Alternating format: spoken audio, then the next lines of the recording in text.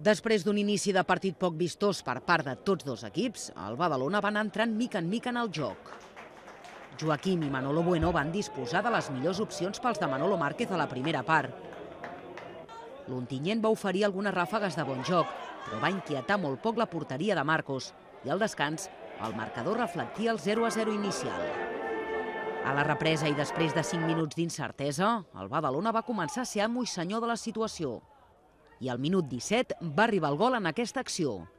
Juan Carlos Ceballos centra y Manolo Bueno remata para establir el 0-1.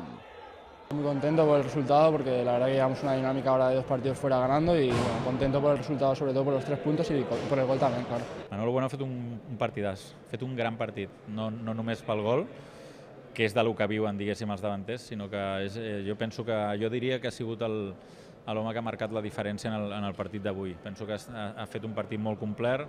El gol va donar ales als badalonins i les ocasions es van anar succeint fins al final del partit. El mateix Bueno va estar a punt de fer el segon en aquesta jugada. També ho va provar Víctor amb un xut molt potent, que va fer intervenir el porter Alberto. I Xavi Pellegrí va estavellar la pilota al pal de la porteria valenciana.